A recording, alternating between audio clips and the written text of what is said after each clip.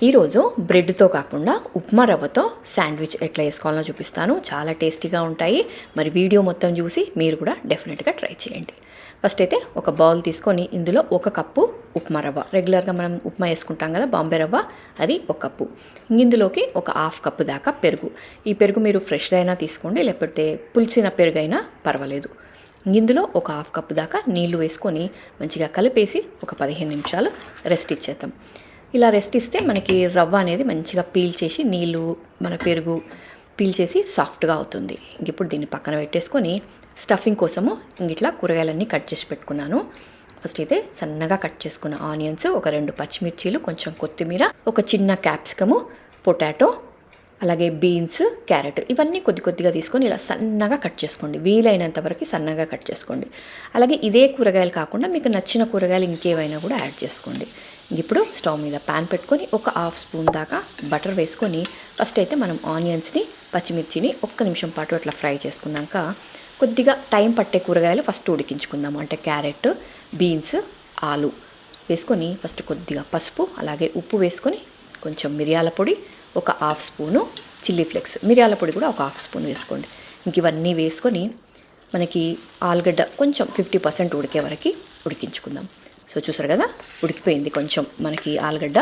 ఇప్పుడు మిగతా కూరగాయలన్నీ వేసుకొని కంప్లీట్గా మెత్తగా ఉడికించుకోకుండా కొంచెం మనకి క్రంచీగా ఉంటే తినేటప్పుడు బాగుంటుంది. కాబట్టి ఒక 60 to 80% వరకు ఉడికాక ఇప్పుడు స్టవ్ బంద్ చేసి ఇందులో కొంచెం నిమ్మరసం వేసి ఇంకా పక్కన పెట్టేసుకుందాం. మనకి స్టఫింగ్ రెడీ అయిపోయింది. ఈలోపు మనకి రవ్వ చూసారా మంచిగా నానిపోయింది. ఇప్పుడు దీన్ని గ్రైండర్ జార్లో వేసుకొని కొద్దిగా నీళ్లు వేసి మంచి మెత్తటిగా గ్రైండ్ చేసుకోవాలి. మనకి రెగ్యులర్గా దోశ పిండి ఎట్లయితే గ్రైండ్ చేసుకుంటామో మెత్తగా ఆ విధంగా గ్రైండ్ చేసుకోవాలి. దీంట్లోనే కొద్దిగా ఉప్పు వేసి మెత్తగా గ్రైండ్ చేసుకుందాం. సో చూసారు కదా, గ్రైండ్ అయిన దాన్ని ఒక బౌల్లో వేసుకొని ఇంకొంచెం గట్టిగా ఉంది కొద్దిగా వాటర్ వేసి మనము రెగ్యులర్గా దోశ పిండి కన్నా ఇంకొంచెం లూజ్గా ఉండేటట్టు చూసుకోండి. అలాగని మనము రవ్వ దోశ వేసుకున్నంత పల్చగా ఉండకూడదు. చూసారు కదా, ఈ విధంగా ఉండాలి. ఇప్పుడు స్టవ్ మీద పెంకు పెట్టుకొని ఒక 2 స్పూన్ల దాకా వేసి ఇలా స్ప్రెడ్ చేసుకోండి. ఇక్కడ పెంకు మనకి వేడిగా ఉండొద్దు. పెంకు వేడిగా ఉంటే మనకి ఇలా మంచిగా రావు, పల్చగా. మనకి పెంకు వేడైందనుకోండి లావుగా వస్తాయి. కాబట్టి పెంకు వేడవ్వక ముందుకే మీడియం హీట్లో ఉన్నప్పుడే ఇవి వేసుకొని మంచిగా పెంకు మొత్తం ఇట్లా స్ప్రెడ్ చేసుకొని వేసుకోండి.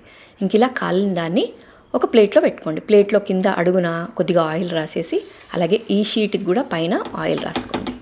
సో చూసారు కదా, అన్నీ ఇట్లాగే చేసుకోవాలి. నెక్స్ట్ ఇది వేసేటప్పుడు మనకి పెంకు కొంచెం వేడి అవుతుంది కదా, అది కొంచెం చల్లారిన తర్వాత ఇంకొక షీట్ వేసుకోండి. ఇట్లానే అన్ని షీట్స్ రెడీ చేసుకోండి. ఒకదాని మీద ఒకటి ఆయిల్ ఖచ్చితంగా రాయండి. ఆయిల్ రాయకపోతే మనకు ఒకదాని మీద ఒకటి అతుక్కుంటాయి. సో చూసారు కదా, ఇలా ఒక షీట్ తీసుకొని మధ్యలో మన స్టఫింగ్ పెట్టుకొని నేను చూపించిన విధంగా ఫోల్డ్ చేసుకొని ఈ విధంగా రెడీ చేసుకుందాము. ఇట్లాగే మనం చేసుకున్న షీట్స్ అన్నీ రెడీ చేసుకొని పక్కన పెట్టుకొని వీటిని మనకి గ్రిల్ ప్యాన్స్ అని దొరుకుతాయి కదా, దాని మీద కాల్చుకోండి. అందరి దగ్గర గ్రిల్ ప్యాన్ ఉండదు కాబట్టి నేను నార్మల్గా ఇదే ప్యాన్ మీద మీకు చేసి చూపిస్తున్నాను. ఈ ప్యాన్ పెట్టుకొని కొద్దిగా బటర్ వేసుకొని మనం చేసుకున్న వీటిని పెట్టేసి మంచిగా ఒక పక్క కాలిన తర్వాత నెక్స్ట్ తిప్పేసుకోండి. కాలక ముందే మనం తిప్పేసుకున్నాం అనుకోండి చినిగిపోతాయి. కాబట్టి చూసారు కదా, మంచిగా ఇలా పర్ఫెక్ట్గా కాలిన తర్వాత తిప్పేసుకోండి. ఇట్లా 2 వైపులా కాలిన తర్వాత తీసేసుకొని సర్వ్ చేసుకోండి. చాలా చాలా టేస్టీగా ఉంటాయి. డెఫినెట్గా ట్రై చేసి చూడండి. మీకు గనక ఈ రెసిపీ నచ్చితే ఒక లైక్ ఇవ్వండి. అలాగే మన ఛానల్ని సబ్స్క్రైబ్ చేసుకోకుండా చూస్తూ ఉంటే సబ్స్క్రైబ్ చేసుకొని చూడండి.